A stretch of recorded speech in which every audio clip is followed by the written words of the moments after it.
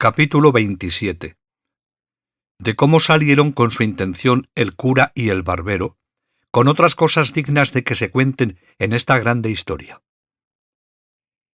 No le pareció mal al barbero la invención del cura, sino también que luego la pusieron por obra. Pidiéronle a la ventera una saya y unas tocas, dejándole en prendas una sotana nueva del cura. El barbero hizo una gran barba de una cola rucia o roja de buey, donde el ventero tenía colgado el peine. Preguntóles la ventera que para qué le pedían aquellas cosas. El cura le contó en breves razones la locura de Don Quijote y cómo convenía aquel disfraz para sacarle de la montaña donde a la sazón estaba. Cayeron luego el ventero y la ventera en que el loco era su huésped, el del bálsamo, y el amo del manteado escudero, y contaron al cura todo lo que con él les había pasado, sin callar lo que tanto callaba Sancho. En resolución, la ventera vistió al cura de modo que no había más que ver.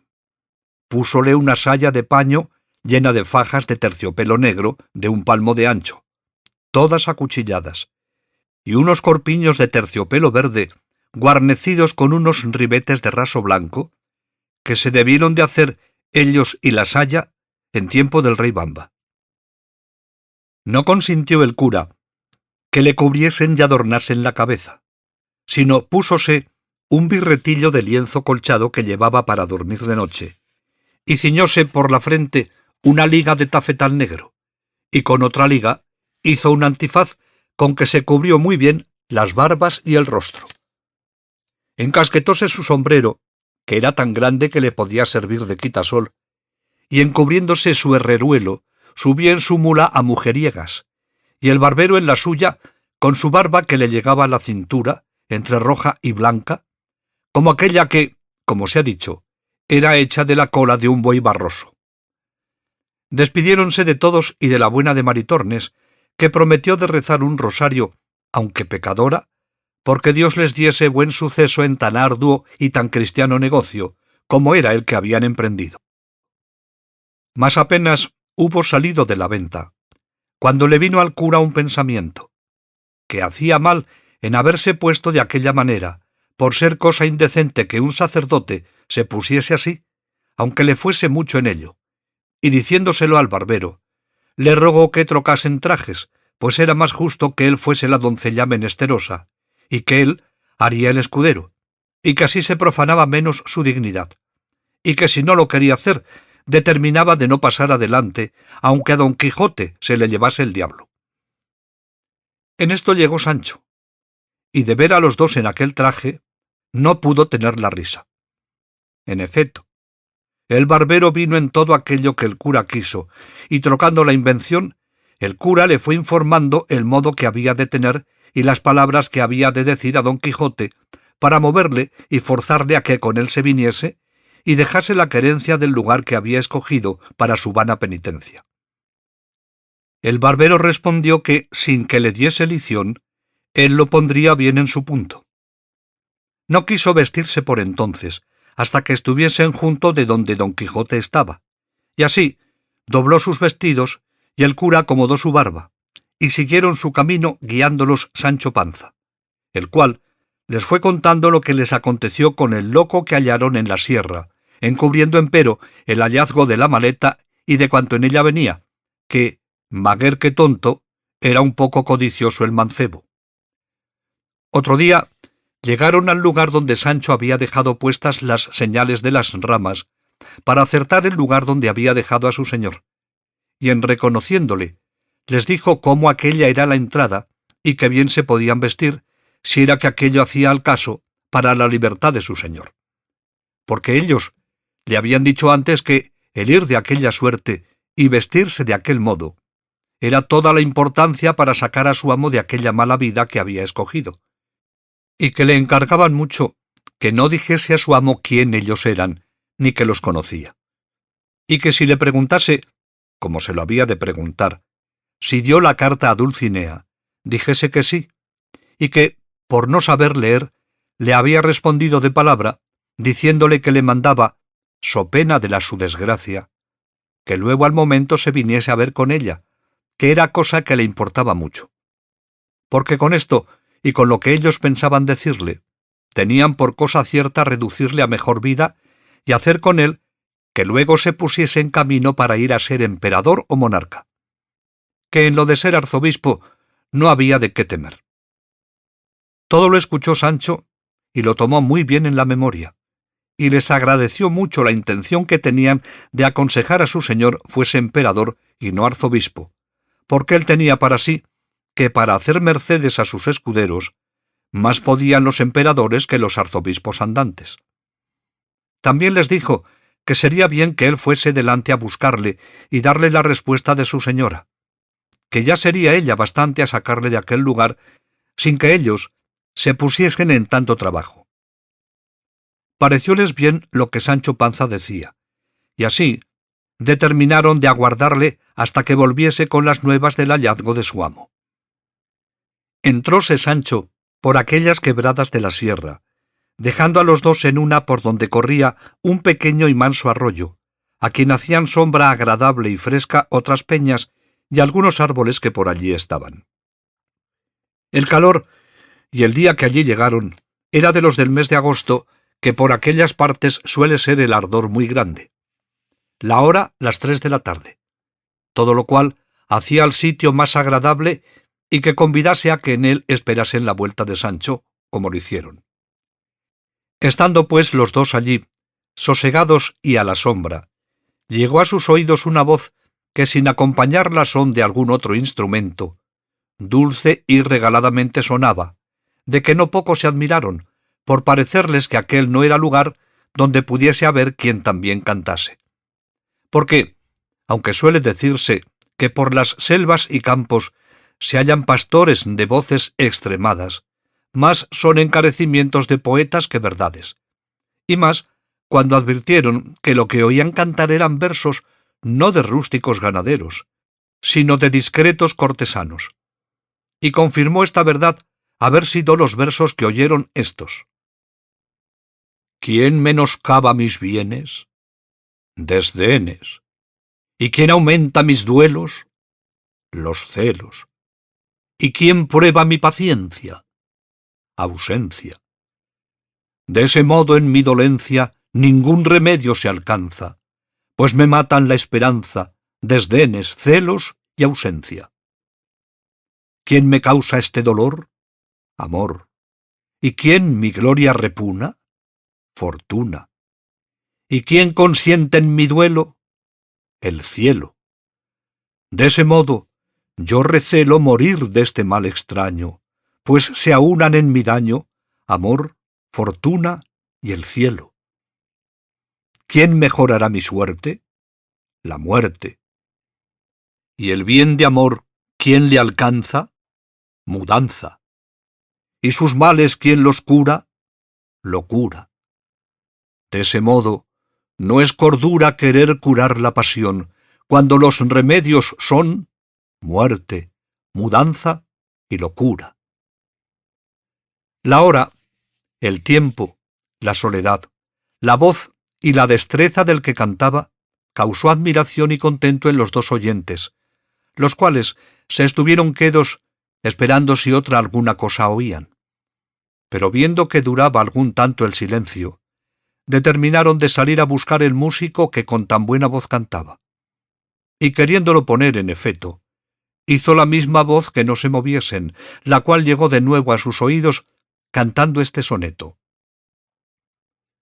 Santa amistad, que con ligeras alas, tu apariencia quedándose en el suelo, entre benditas almas en el cielo, subiste alegre a las impíreas salas.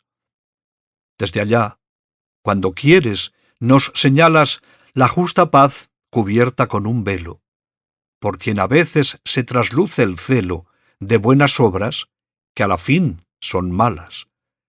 Deja el cielo, oh amistad, o no permitas que el engaño se vista tu librea, con que destruye a la intención sincera. Que si tus apariencias no le quitas, presto ha de verse el mundo en la pelea de la discorde confusión primera. El canto se acabó con un profundo suspiro, y los dos, con atención, volvieron a esperar si más se cantaba.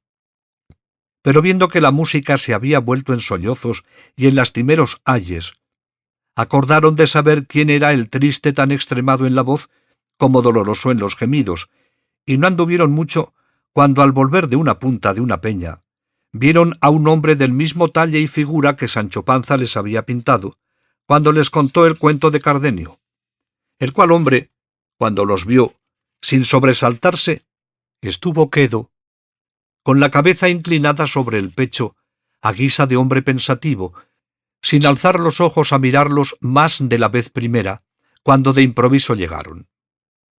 El cura, que era hombre bien hablado, como el que ya tenía noticia de su desgracia, pues por las señas le había conocido, se llegó a él, y con breves, aunque muy discretas razones, le rogó y persuadió que aquella tan miserable vida dejase, porque allí no la perdiese, que era la desdicha mayor de las desdichas.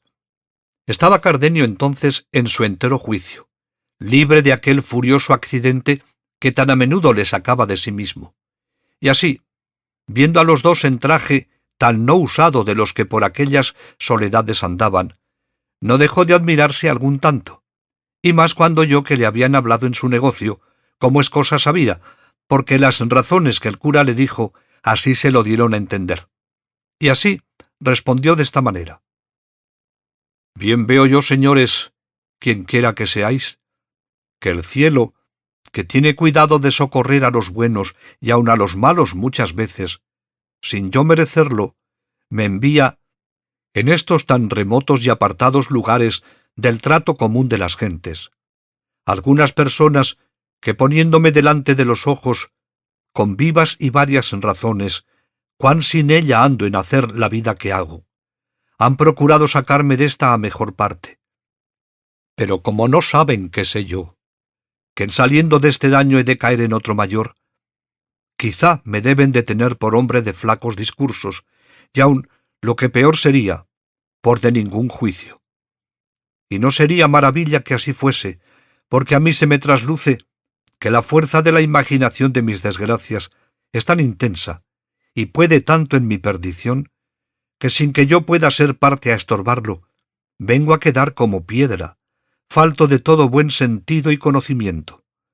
Y vengo a caer en la cuenta de esta verdad, cuando algunos me dicen y muestran señales de las cosas que he hecho, en tanto que aquel terrible accidente me señorea, y no sé más que dolerme en vano y maldecir sin provecho mi ventura, y dar por disculpa de mis locuras el decir la causa de ellas, a cuantos oírla quieren, porque viendo los cuerdos cuál es la causa, no se maravillarán de los efetos, y si no me dieren remedio, a lo menos no me darán culpa, convirtiéndoseles el enojo de mi desventura en lástima de mis desgracias.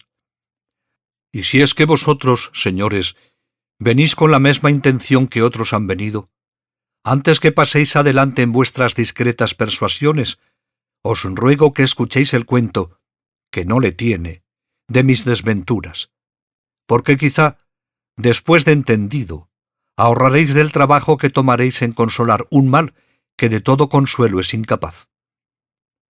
Los dos, que no deseaban otra cosa que saber de su misma boca la causa de su daño, le rogaron que se la contase, ofreciéndole de no hacer otra cosa de la que él quisiese en su remedio o consuelo.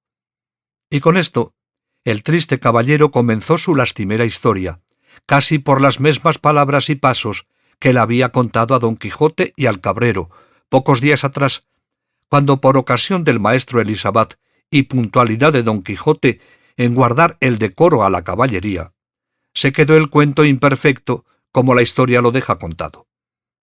Pero ahora quiso la buena suerte que se detuvo el accidente de la locura y le dio lugar de contarlo hasta el fin, y así, llegando al paso del billete que había hallado don Fernando entre el libro de Amadís de Gaula, dijo Cardenio que le tenía bien en la memoria y que decía de esta manera: Luscinda a Cardenio. Cada día descubro en vos valores que me obligan y fuerzan a que en más os estime. Y así, si quisiéredes sacarme de esta deuda sin ejecutarme en la honra, lo podréis muy bien hacer. Padre tengo que os conoce y que me quiere bien, el cual, sin forzar mi voluntad, cumplirá lo que será justo que vos tengáis, si es que me estimáis como decís y como yo creo. Por este billete me moví a pedir a Luscinda por esposa, como ya os he contado, y este fue por quien quedó Luscinda en la opinión de don Fernando, por una de las más discretas y avisadas mujeres de su tiempo, y este billete fue el que le puso en deseo de destruirme antes que el mío se efectuase.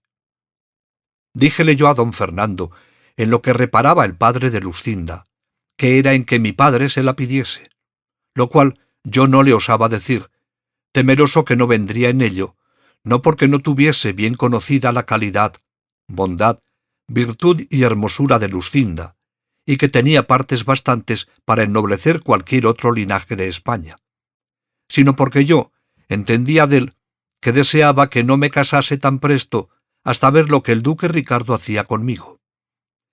En resolución, le dije que no me aventuraba a decírselo a mi padre, así por aquel inconveniente como por otros muchos que me acobardaban, sin saber cuáles eran, sino que me parecía que lo que yo desease jamás había de tener efecto. A todo esto me respondió don Fernando que él se encargaba de hablar a mi padre y hacer con él que hablase al de Luscinda. Oh Mario ambicioso, oh Catilina cruel, oh Sila facineroso, oh Galalón embustero, oh Bellido traidor, oh Julián vengativo, oh Judas codicioso, traidor, cruel, vengativo y embustero. ¿Qué de servicios te había hecho este triste, que con tanta llaneza te descubrió los secretos y contentos de su corazón? ¿Qué ofensa te hice? ¿Qué palabras te dije, o qué consejos te di, que no fuesen todos encaminados a acrecentar tu honra y tu provecho? ¿Mas de qué me quejo, desventurado de mí? Pues es cosa cierta que cuando traen las desgracias la corriente de las estrellas, como vienen de lo alto, despeñándose con furor y con violencia, no hay fuerza en la tierra que las detenga, ni industria humana que prevenirlas pueda.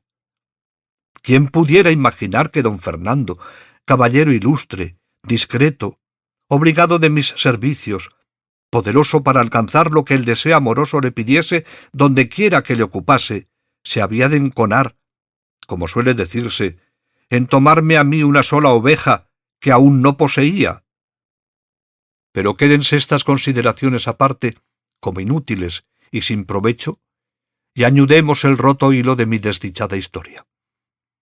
Digo, pues, que pareciéndole a don Fernando que mi presencia le era inconveniente para poner en ejecución su falso y mal pensamiento, determinó enviarme a su hermano mayor con ocasión de pedirle unos dineros para pagar 6 caballos que de industria, y sólo para este efecto de que me ausentase, para poder mejor salir con su dañado intento, el mismo día que se ofreció a hablar a mi padre, los compró, y quiso que yo viniese por el dinero. ¿Pude yo prevenir esta traición? ¿Pude por ventura caer en imaginarla? No, por cierto. Antes con grandísimo gusto me ofrecí a partir luego, contento de la buena compra hecha. Aquella noche hablé con Luscinda y le dije lo que con don Fernando quedaba concertado, y que tuviese firme esperanza de que tendrían efecto nuestros buenos y justos deseos. Ella me dijo, tan segura como yo de la traición de don Fernando, que procurase volver presto, porque creía que no tardaría más la conclusión de nuestras voluntades que tardase mi padre de hablar al suyo. No sé qué se fue, que en acabando de decirme esto, se le llenaron los ojos de lágrimas y un nudo se le atravesó en la garganta, que no le dejaba hablar palabra de otras muchas que me pareció que procuraba decirme. Quedé admirado de este nuevo accidente, hasta allí jamás en ella visto, porque siempre nos hablábamos, las veces que la buena fortuna y mi diligencia lo concedía, con todo regocijo y contento, sin mezclar en nuestras pláticas lágrimas, suspiros, celos, sospechas o temores. Todo era engrandecer yo mi ventura, por habérmela dado el cielo por señora. exageraba su belleza, admirábame de su valor y entendimiento. Volvíame ella el recambio, alabando en mí lo que como a enamorada le parecía digno de alabanza. Con esto nos contábamos 100.000 niñerías y acaecimientos de nuestros vecinos y conocidos, y a lo que más se extendía mi desenvoltura era a tomarle, casi por fuerza, una de sus bellas y blancas manos, y llegarla a mi boca, según daba lugar la estrecheza de una baja reja que nos dividía. Pero la noche que precedió al triste día de mi partida, ella lloró, gimió y suspiró, y se fue y me dejó lleno de confusión y sobresalto, espantado de haber visto tan nuevas y tan tristes muestras de dolor y sentimiento en Luscinda. Pero por no destruir mis esperanzas, todo lo atribuía a la fuerza del amor que me tenía y al dolor que suele causar la ausencia en los que bien se quieren. En fin, yo me partí triste y pensativo, llena el alma de imaginaciones y sospechas, sin saber lo que sospechaba ni imaginaba. Claros indicios que me mostraban el triste suceso y desventura que me estaba aguardada. Llegué al lugar donde era enviado. Di las cartas al hermano de don Fernando. Fui bien recibido, pero no bien despachado, porque me mandó aguardar bien a mi disgusto 8 días, y en parte donde el duque su padre no me viese, porque su hermano le escribía que le enviase cierto dinero sin su sabiduría. Y todo fue invención del falso don Fernando, pues no le faltaban a su hermano dineros para despacharme luego. Orden y mandato fue este que me puso en condición de no obedecerle, por parecerme imposible sustentar tantos días la vida en el ausencia de Luscinda, y más, habiéndola dejado con la tristeza que os he contado. Pero con todo esto, obedecí como buen criado, aunque veía que había de ser a costa de mi salud. Pero a los 4 días que allí llegué, llegó un hombre en mi busca con una carta que me dio, que en el sobrescrito conocí ser de Luscinda, porque la letra de él era suya. Abríla temeroso y con sobresalto, creyendo que cosa grande debía de ser la que la había movido a escribirme estando ausente, pues presente pocas veces lo hacía. Preguntéle al hombre, antes de leerla, quién se la había dado y el tiempo que había tardado en el camino. Díjome que, acaso pasando por una calle de la ciudad, a la hora de mediodía, una señora muy hermosa le llamó desde una ventana, los ojos llenos de lágrimas, y que con mucha priesa le dijo: «Hermano, si sois cristiano como parecéis, por amor de Dios, os ruego que encaminéis luego esta carta al lugar y a la persona que dice el sobrescrito, que todo es bien conocido y en ello haréis un gran servicio a nuestro Señor. Y para que no os falte comodidad de poderlo hacer, tomad lo que va en este pañuelo». Y diciendo esto, me arrojó por la ventana un pañuelo donde venían atados 100 reales y esta sortija de oro que aquí traigo, con esa carta que os he dado. Y luego, sin aguardar respuesta mía, se quitó de la ventana, aunque primero vio cómo yo tomé la carta y el pañuelo, y por señas le dije que haría lo que me mandaba. Y así, viéndome tan bien pagado del trabajo que podía tomar en traérosla, y conociendo por el sobrescrito que érades vos a quien se enviaba, porque yo, señor, os conozco muy bien, y obligado asimesmo de las lágrimas de aquella hermosa señora, determiné de no fiarme de otra persona, sino venir yo mesmo a dárosla, y en 16 horas que ha que se me dio, he hecho el camino que sabéis que es de 18 leguas. En tanto que el agradecido y nuevo correo, esto me decía, estaba yo colgado de sus palabras, temblándome las piernas, de manera que apenas podía sostenerme. En efecto, abrí la carta y vi que contenía estas razones. La palabra que don Fernando os dio de hablar a vuestro padre, para que hablase al mío, la ha cumplido más en su gusto que en vuestro provecho. Sabed, señor, que él me ha pedido por esposa, y mi padre, llevado de la ventaja que él piensa que don Fernando os hace, ha venido en lo que quiere con tantas veras, que de aquí a 2 días se ha de hacer el desposorio, tan secreto y tan a solas, que sólo han de ser testigos los cielos y alguna gente de casa. ¿Cuál yo quedo? Imaginadlo. Si os cumple venir, vedlo, y si os quiero bien o no, el suceso de este negocio os lo dará a entender.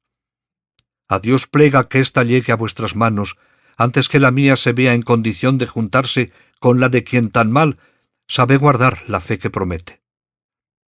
Estas, en suma, eran las razones que la carta contenía, y las que me hicieron poner luego en camino, sin esperar otra respuesta ni otros dineros, que bien claro conocí entonces, que no la compra de los caballos, sino la de su gusto, había movido a don Fernando a enviarme a su hermano. El enojo que contra don Fernando concebí, junto con el temor de perder la prenda que con tantos años de servicios y deseos tenía granjeada, me pusieron alas, pues casi como en vuelo, otro día me puse en mi lugar al punto y hora que convenía para ir a hablar a Luscinda. Entré secreto y dejé una mula en que venía en casa del buen hombre que me había llevado la carta, y quiso la suerte que entonces la tuviese tan buena, que hallé a Luscinda puesta a la reja, testigo de nuestros amores.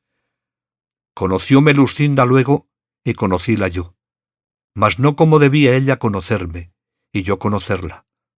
Pero ¿quién hay en el mundo que se pueda alabar que ha penetrado y sabido el confuso pensamiento y condición mudable de una mujer? Ninguno, por cierto. Digo, pues, que así como Luscinda me vio, me dijo: «Cardenio, de boda estoy vestida. Ya me están aguardando en la sala don Fernando el traidor y mi padre el codicioso, con otros testigos que antes lo serán de mi muerte que de mi desposorio. No te turbes, amigo, sino procura hallarte presente a este sacrificio, el cual, si no pudiere ser estorbado de mis razones, una daga llevo escondida que podrá estorbar más determinadas fuerzas, dando fin a mi vida y principio a que conozcas la voluntad que te he tenido y tengo». Yo le respondí turbado y apriesa, temeroso no me faltase lugar para responderla. «Hagan, señora, tus obras verdaderas tus palabras, que si tú llevas daga para acreditarte, aquí llevo yo espada para defenderte con ella, o para matarme si la suerte nos fuere contraria». No creo que pudo oír todas estas razones, porque sentí que la llamaban apriesa, porque el desposado aguardaba. Cerróse con esto la noche de mi tristeza, púsoseme el sol de mi alegría, quedé sin luz en los ojos y sin discurso en el entendimiento. No acertaba a entrar en su casa, ni podía moverme a parte alguna. Pero considerando cuánto importaba mi presencia para lo que suceder pudiese en aquel caso, me animé lo más que pude y entré en su casa. Y como ya sabía muy bien todas sus entradas y salidas, y más con el alboroto que de secreto en ella andaba, nadie me echó de ver. Así que sin ser visto, tuve lugar de ponerme en el hueco que hacía una ventana de la misma sala, que con las puntas y remates de 2 tapices se cubría, por entre los cuales podía yo ver sin ser visto todo cuanto en la sala se hacía. ¿Quién pudiera decir ahora los sobresaltos que me dio el corazón mientras allí estuve, los pensamientos que me ocurrieron, las consideraciones que hice, que fueron tantas y tales que ni se pueden decir, ni aun es bien que se digan? Basta que sepáis que el desposado entró en la sala sin otro adorno que los mesmos vestidos ordinarios que solía. Traía por padrino a un primo hermano de Luscinda, y en toda la sala no había persona de fuera sino los criados de casa. De allí a poco salió de una recámara Luscinda, acompañada de su madre y de 2 doncellas suyas, tan bien aderezada y compuesta como su calidad y hermosura merecían, y como quien era la perfección de la gala y bizarría cortesana. No me dio lugar mi suspensión y arrobamiento para que mirase y notase en particular lo que traía vestido. Sólo pude advertir a los colores, que eran encarnado y blanco, y en las vislumbres que las piedras y joyas del tocado y de todo el vestido hacían, a todo lo cual se aventajaba la belleza singular de sus hermosos y rubios cabellos, tales que en competencia de las preciosas piedras y de las luces de 4 hachas que en la sala estaban, la suya con más resplandor a los ojos ofrecían. Oh memoria, enemiga mortal de mi descanso, ¿de qué sirve representarme ahora la incomparable belleza de aquella adorada enemiga mía? ¿No será mejor, cruel memoria, que me acuerdes y representes lo que entonces hizo, para que, movido de tan manifiesto agravio, procure, ya que no la venganza, a lo menos perder la vida? No os canséis, señores, de oír estas digresiones que hago, que no es mi pena de aquellas que puedan ni deban contarse sucintamente y de paso, pues cada circunstancia suya me parece a mí que es digna de un largo discurso. A esto le respondió el cura que no sólo no se cansaban de oírle, sino que les daba mucho gusto las menudencias que contaba, por ser tales que merecían no pasarse en silencio, y la misma atención que lo principal del cuento. Digo pues, prosiguió Cardenio, que estando todos en la sala, entró el cura de la parroquia, y tomando a los dos por la mano para hacer lo que en tal acto se requiere, al decir: «¿Queréis, señora Luscinda, al señor don Fernando, que está presente, por vuestro legítimo esposo, como lo manda la Santa Madre Iglesia?» Yo saqué toda la cabeza y cuello de entre los tapices, y con atentísimos oídos y alma turbada, me puse a escuchar lo que Luscinda respondía, esperando de su respuesta la sentencia de mi muerte o la confirmación de mi vida. Oh, ¿quién se atreviera a salir entonces diciendo a voces: «Ah, Luscinda, Luscinda, mira lo que haces, considera lo que me debes, mira que eres mía y que no puedes ser de otro. Advierte que el decir tú sí y el acabárseme la vida ha de ser todo a un punto.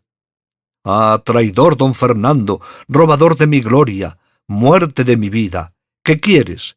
¿Qué pretendes? Considera que no puedes cristianamente llegar al fin de tus deseos, porque Luscinda es mi esposa y yo soy su marido. Ah, loco de mí. Ahora que estoy ausente y lejos del peligro, digo que había de hacer lo que no hice. Ahora que dejé robar mi cara prenda, maldigo al robador, de quien pudiera vengarme si tuviera corazón para ello, como le tengo para quejarme. En fin, pues fui entonces cobarde y necio. No es mucho que muera ahora corrido, arrepentido y loco. Estaba esperando el cura la respuesta de Luscinda, que se detuvo un buen espacio en darla, y cuando yo pensé que sacaba la daga para acreditarse, o desataba la lengua para decir alguna verdad o desengaño que en mi provecho redundase, oigo que dijo con voz desmayada y flaca: «Sí quiero». Y lo mismo dijo don Fernando, y dándole el anillo, quedaron en indisoluble nudo ligados. Llegó el desposado a abrazar a su esposa, y ella, poniéndose la mano sobre el corazón, cayó desmayada en los brazos de su madre. Resta ahora decir cuál quedé yo, viendo en el sí que había oído, burladas mis esperanzas, falsas las palabras y promesas de Luscinda, imposibilitado de cobrar en algún tiempo el bien que en aquel instante había perdido. Quedé falto de consejo, desamparado, a mi parecer, de todo el cielo, hecho enemigo de la tierra que me sustentaba, negándome el aire aliento para mis suspiros y el agua humor para mis ojos. Sólo el fuego se acrecentó, de manera que todo ardía de rabia y de celos. Alborotáronse todos con el desmayo de Luscinda, y desabrochándole su madre el pecho para que le diese el aire, se descubrió en él un papel cerrado que don Fernando tomó luego y se le puso a leer a la luz de una de las hachas, y en acabando de leerle, se sentó en una silla y se puso la mano en la mejilla, con muestras de hombre muy pensativo, sin acudir a los remedios que a su esposa se hacían para que del desmayo volviese. Yo, viendo alborotada toda la gente de casa, me aventuré a salir, ora fuese visto o no, con determinación que si me viesen, de hacer un desatino tal, que todo el mundo viniera a entender la justa indignación de mi pecho en el castigo del falso don Fernando y aun en el mudable de la desmayada traidora. Pero mi suerte, que para mayores males, si es posible que los haya, me debe tener guardado, ordenó que en aquel punto me sobrase el entendimiento que después acá me ha faltado.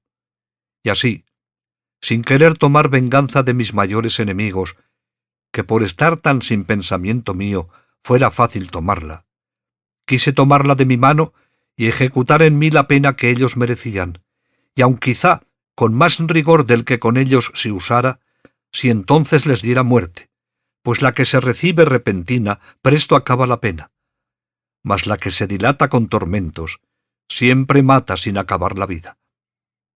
En fin, yo salí de aquella casa y vine a la de aquel donde había dejado la mula. Hice que me la ensillase. Sin despedirme de él subí en ella y salí de la ciudad sin osar, como otro Lot, volver el rostro a Miralla. Y cuando me vi en el campo solo, y que la oscuridad de la noche me encubría, y su silencio convidaba a quejarme, sin respeto o miedo de ser escuchado ni conocido, solté la voz y desaté la lengua en tantas maldiciones de Luscinda y de don Fernando, como si con ellas satisficiera el agravio que me habían hecho. Dile títulos de cruel, de ingrata, de falsa y desagradecida, pero sobre todos de codiciosa, pues la riqueza de mi enemigo la había cerrado los ojos de la voluntad para quitármela a mí y entregarla a aquel con quien más liberal y franca la fortuna se había mostrado. Y en mitad de la fuga de estas maldiciones y vituperios, la desculpaba diciendo que no era mucho que una doncella recogida en casa de sus padres, hecha y acostumbrada siempre a obedecerlos, hubiese querido condescender con su gusto, pues le daban por esposo a un caballero tan principal, tan rico y tan gentil hombre, que a no querer recebirle, se podía pensar o que no tenía juicio, o que en otra parte tenía la voluntad, cosa que redundaba tan en perjuicio de su buena opinión y fama.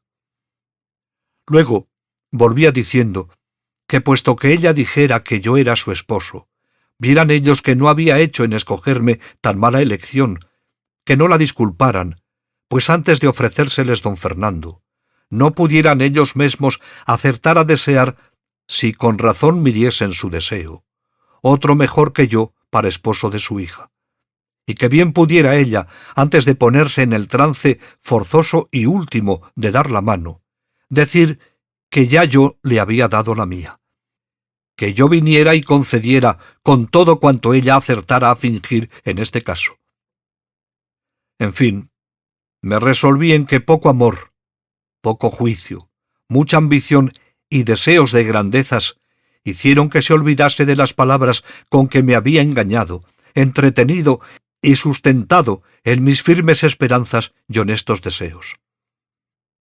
Con estas voces y con esta inquietud caminé lo que quedaba de aquella noche, y di al amanecer en una entrada de estas sierras, por las cuales caminé otros 3 días sin senda ni camino alguno, hasta que vine a parar a unos prados que no sé a qué mano de estas montañas caen, y allí pregunté a unos ganaderos que hacia dónde era lo más áspero de estas sierras.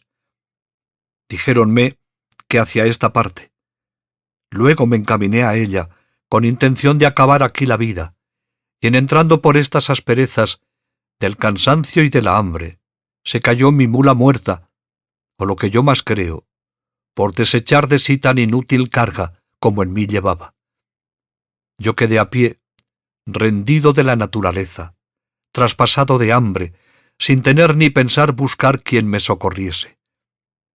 De aquella manera estuve no sé qué tiempo tendido en el suelo, al cabo del cual me levanté sin hambre y hallé junto a mí a unos cabreros que sin duda debieron ser los que mi necesidad remediaron, porque ellos me dijeron de la manera que me habían hallado, y cómo estaba diciendo tantos disparates y desatinos que daba indicios claros de haber perdido el juicio. Y yo he sentido en mí después acá que no todas veces le tengo cabal, sino tan desmedrado y flaco, que hago 1000 locuras rasgándome los vestidos, dando voces por estas soledades, maldiciendo mi ventura y repitiendo en vano el nombre amado de mi enemiga, sin tener otro discurso ni intento entonces que procurar acabar la vida voceando. Y cuando en mí vuelvo, me hallo tan cansado y molido, que apenas puedo moverme. Mi más común habitación es en el hueco de un alcornoque, capaz de cubrir este miserable cuerpo. Los vaqueros y cabreros que andan por estas montañas, movidos de caridad, me sustentan, poniéndome el manjar por los caminos y por las peñas, por donde entienden que acaso podré pasar y hallarlo.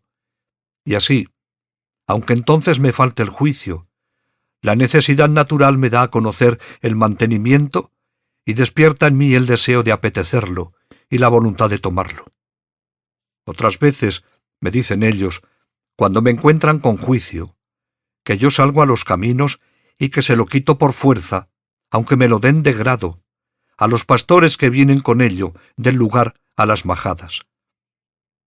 De esta manera, paso mi miserable y extrema vida hasta que el cielo sea servido de conducirla a su último fin, o de ponerle en mi memoria, para que no me acuerde de la hermosura y de la traición de Luscinda, y del agravio de don Fernando, que si esto él hace sin quitarme la vida, yo volveré a mejor discurso mis pensamientos.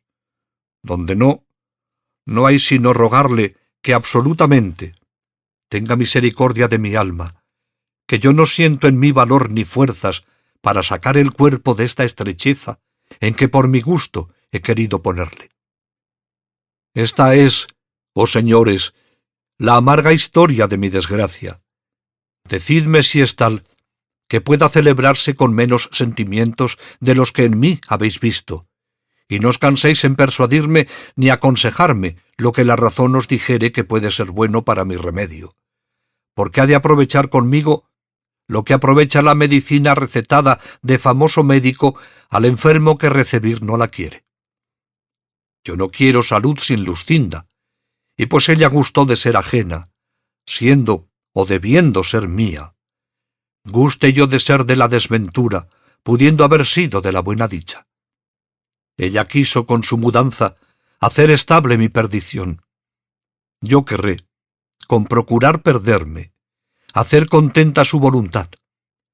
Y será ejemplo a los porvenir de que a mí solo faltó lo que a todos los desdichados sobra, a los cuales suele ser consuelo la imposibilidad de tenerle, y en mí es causa de mayores sentimientos y males, porque aún pienso que no se han de acabar con la muerte. Aquí dio fin Cardenio a su larga plática y tan desdichada como amorosa historia. Y al tiempo que el cura se prevenía para decirle algunas razones de consuelo, le suspendió una voz que llegó a sus oídos, que en lastimados acentos oyeron que decía lo que se dirá en la cuarta parte de esta narración, que en este punto dio fin a la tercera, el sabio y atentado historiador Cide Hamete Benengeli.